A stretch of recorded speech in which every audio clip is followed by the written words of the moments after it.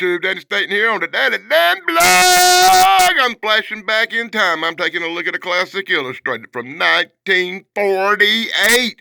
I'm checking out 1948's number 50 classic illustrated, The Adventures of Tom Sawyer. Does anybody even know what that is?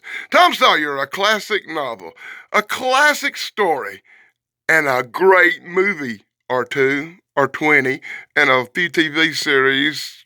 What's your first memories of Tom Sawyer? Land. There once was a time when things like pollution, overpopulation, even income taxes were unknown to most people. Our natural riches seemed inexhaustible. There was more elbow room, and life was a lot more fun. Load up the bed of pickles and ham, melon, cherry pie. Now, Reader's Digest, together with United Artists and Arthur P. Jacobs, invites you and your family to go back to those golden days as we proudly present Tom Sawyer. Two coats.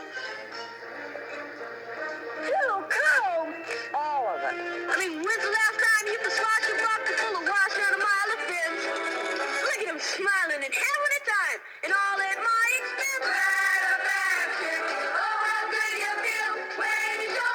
Ah! The beloved classic comes to life once more as this glorious musical adaptation comes to the screen. A man's got to be what he's born to be, so just sit back and wait. Ever been in the graveyard at midnight? Plenty scary. I wouldn't be scared.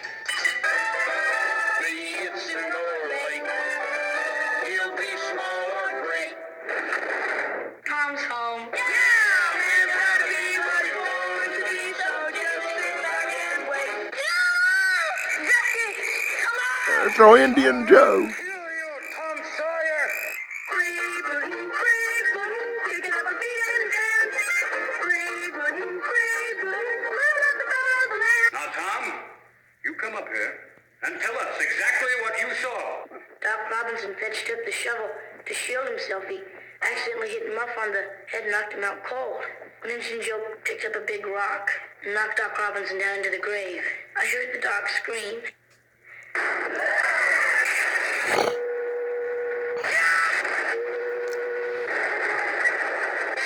Tom Sawyer, back here, responsible Tom.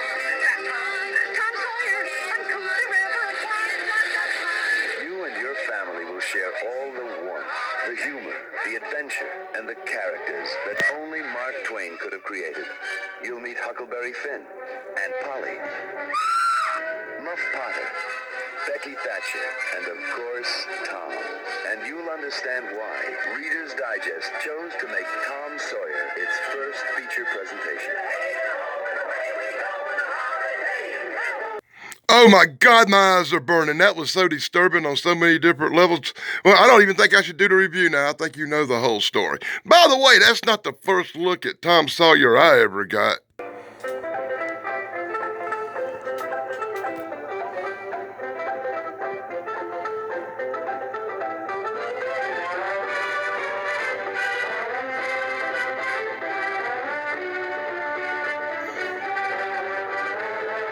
We got the steam up, you got the dream up. Big river's calling you, listen, my friend. Follow the river, that mighty river. There's good adventure round every bend. Hear that whistle blow, see that battle go. Who knows what we're heading toward? That Mississippi, she is a mystery. She's just a wait there to be explored. Don't get you here, baby, it makes you hear me. Captain shouting, bottom aboard. Hannibal, Missouri. Take them to the control chamber. Dug on by the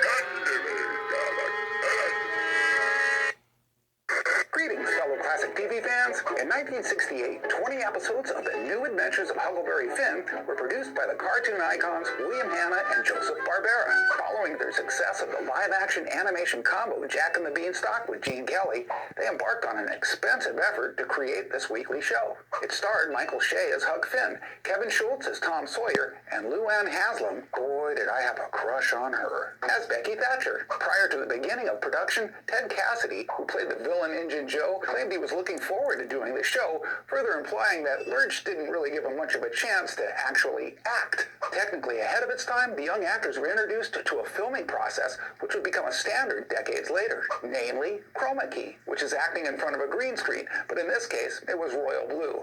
Reportedly, the reason it was so expensive was that although each episode only took about 4 hours to film the live action, it still took about 6 months to add the animation. So I guess The Adventures of Huckleberry Finn was my first introduction to Tom Sawyer. I remember reading the book in high school. I guess we better get started. It's going to be a pretty long review here. They wasted the front cover with classic illustrated hardback, hardbound editions for $1 each. God, I wished I had them. The opening page has a scene from inside the book where Tom and Becky are exploring Indian Joe's hidden cave hideout. And we can read through this real quick. Down in the greatest Southwest, early in the 19th century, in the typical American village of St. Petersburg, lived a typical American boy by the name of Tom Sawyer. Tom, being an orphan, stayed with his Aunt Polly, his stepsister, Sidney, and Mary. Tom was a restless and adventurous boy, and Aunt Polly had her hands full trying to keep the little brat under control. And in the first few pages of this book, we see how unruly this little brat can be, hiding in closets, running around, making messes. Aunt Polly is very upset with Tom as he sneaks off to go swim. That's right, in page after page after page of the beginning of this book, we see how unruly young Tom can be. Dressed in his slick suit, headed out to church one day, he runs into the town bully. And in Tom Sawyer fashion, him and the bully have a disagreement, which winds up being one heck of a wrestling match. Oh, God, I ought to call it like JR. That's right. Tom takes down the bully. The bully goes cheap, pulls his hair. Tom and the bully both decide they've had enough and go their separate direction. But, of course, Tom's going to get in trouble with the aunt because his son the suit is shredded.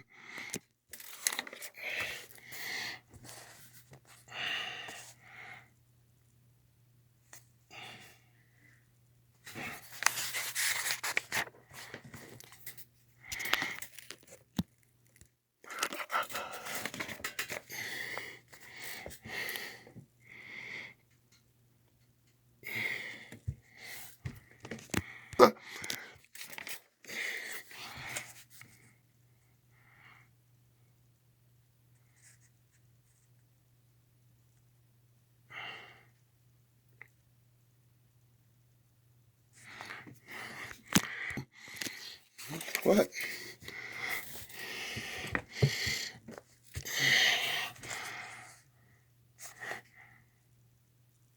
Ah! This is really irritating. You know that, right? Boy, that slipped me up so much I forgot to hit the damn pause button right there, buddy. Did you see that? Yeah, we're going to enter Becky. We're going to enter old Becky right there. We're going to get a love interest in this comic book. As Tom is in love with Becky, he tells Huckleberry Finn all about his love for Becky. And in the very next panel, we get some disturbing Huckleberry Finn action. Huckleberry Finn is taking a dead cat. That's right. Huckleberry Finn's going to take a dead cat down to the graveyard and cast a spell to get rid of his warts. Oh, my God. So we're in school this morning as Tom and the teacher have a disagreement about Tom's apparent wardrobe. So in full panels brought to you by the Daily Dan blog. Tom gets an ass chewing and an ass whooping from old teacher for passing notes to young Becky over into school. Him and young Becky are sparking. They falling in love. And of course, we're going to get a couple of pages of passing notes and lovey-dovey talk for Tom and young Becky. And more pages of Tom and young Becky. Tom trying to get him a smooch. Young Becky kind of pushing away. Young Becky and Tom ain't moving real fast in their relationship. Oh my God, all that sparking and all that stuff happened in one day. My brain hurts.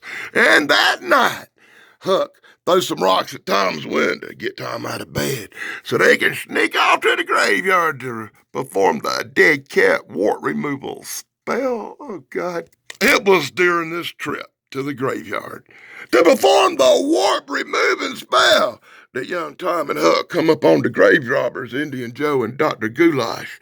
And the Indian Joe had flipped and killed one of the grave diggers and Dr. Joe. Dr. Goulash, young Indian Joe, is a murderer. Tom and Huck witnessed the murder and run in fear. Indian Joe find out that Tom Sawyer knows what happens. He's seen him out the corner of his eye running away. He tell Tom Sawyer, you better keep quiet. Tom says he's to keep quiet, and he leaves the word for old Indian Joe. He ain't gonna say nothing. Tom and Huck sneak off to the island with one of their little friends to go hide out and keep a low profile. It was during these days away, people assumed that Tom and Huck were killed by Indian Joe after the events were found out. It's true.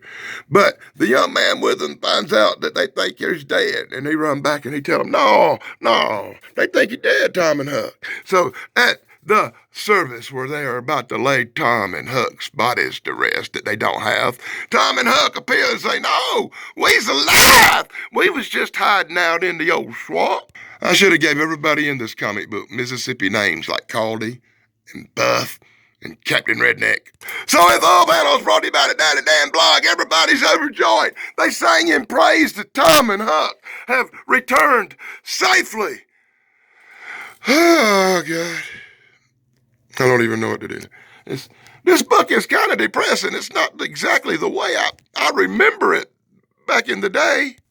I guess either way, now's a good time to do a couple of shout-outs. I want to give a special shout-out to Pat McCormick at the Golden Ranger TV. Hey, did you catch his little quick video in the intro? If you want to see more like that, check out his channel. And, of course, a special shout-out to Dave Sunstorm and his brother Steven Sunstorm. You know, the good stuff guys, as well as Thrash Pondo Ponds, my partner in crime, and BBB, Brain Bender's Banner. You can see me on her show every Saturday night at 9:30. Hey, check out Corey's comedy channel, one of the few YouTube channels with business cards. And E. Miguel, the unapologetic geek and author and YouTube creator. You can see me on his channel on shows every other Sunday at 1 p.m. Eastern, as well as BK on the Air, Big Guys 45s, My Flock is Everywhere, Sarah, we love Sarah, the Nostalgic Pop Blast Chance, Retro Nerd Girl, AAP, Homestead, AAP for Life, we miss you guys. Oh my God, the Life and Sad Endings channel, and Supernatural Crossroads, Gypsy Road, Paranormal Highway, Eric. Be sure to check out Supernatural Crossroads, Eric, as well as Bigfoot, Michigan, Rob, the author of the really cool books, True Cryptid Encounters, Book 1 and Book 2. So in full panels brought to you by the Daddy Dan blog, let me point out the fact that the book skips the brutal murder and skips the courtroom, and I hadn't seen Indian Joe jump out a window yet, and suddenly we get to the next day where they're alive, but now they're going to explore the caverns at the caves nearby. They're taking a school tour because that's what you do. You take a school tour through the caves so you can sneak off and spark some with your little Becky girlfriend. So once again, info panels brought to you by the Daily London blog. We see Tom sneaking off with the girl. We see Tom taking little Becky for that walk. We see Tom headed down the hill. We see Tom being a deviant. We see Tom sneaking off to get him some more sugar. I think Tom may have a little bit of a pervert on his little craw there or something. He's always thinking about some girls. The bells begin to ring. The town is alarmed. The cave has collapsed. There's a horrible cave-in, and they feel that Tom and Becky are trapped. Tom get in all kind of stuff, don't he, that little delinquent? They feel that Tom and Becky are trapped in the cave. They all vigil at the church to say prayers, and this time Tom will meet his untimely end. Everybody is worried. Everybody is upset. But Tom, he's looking for a way out already. He's dragging Becky through the cave, and it's only a few minutes till Tom finds another exit, and he heads out on top of the ridge. Unaware that Tom and Becky had escaped and went to town to tell people that they were okay. The searchers searching for them continued to search the caves where they found Samoa Joe dead. No, not that Joe. No, the big guy who was the killer. You remember from the trailer? Oh, good Lord, Tom and Huck are upset. They say, we must track down the treasure of Indian Joe. Darn, Huck, do you really believe all that stolen money that Indian Joe stole, all them bankroll payrolls is up there in that cave? Well, I sure do. That's where they found him dead. He died in there, hiding that treasure. So they head out to look for the treasure. It don't take long till somebody finds an X on a wall. Gee, that's pretty obvious. Huck and Tom Sawyer begin to dig. And I really swear to God, I really don't remember an end of the movie where Tom and Huck dig up a treasure chest looking like Captain Kidd's treasure, and in the very end, it ends with Tom Sawyer and Huckleberry Finn in the cave with a big-ass treasure saying, "Whatever will we do with all our riches?" I do not remember that. Do you remember that? I'm going to have to watch that movie again. And in the back, we get the incredibly long story of Mark Twain, Samuel Clemens, the author of the fine Mississippi tale we have invoked here today. For all my friends from Mississippi, you know who you are. And we get the story of bulldog courage. I guess my cool dog would love a story about some bulldog courage. I'm not going to read these stories. I'm going to let you pause them and read them, Michael Marone, or what am I saying? Michael Marone, you'll be the only one who pauses this crap and reads it, I'm pretty sure. It's George Westington. Well, this is a story of the guy who made coffee makers? I don't know. God darn, Madam Butterfly, what the heck? We got the story of the goddamn old Madam Butterfly right there, boys and girls. And if you want to learn about Madam Butterfly, you can read this here stuff. And in the 1940s, you could have had a really cool book called The World Around Us, showing you everything going on for $3. And on the back cover, all the cool other options of books you could have had from Classic Illustrated up to that time. And that's my incredibly long, incredibly irritating look at Tom Sawyer, a classic American piece of literature. And I always was a fan of Mark Twain. I hope you enjoyed this. Be sure to like, subscribe, and ring the bell. And I'll be back again with another dismal nightmare of a comic book review next week.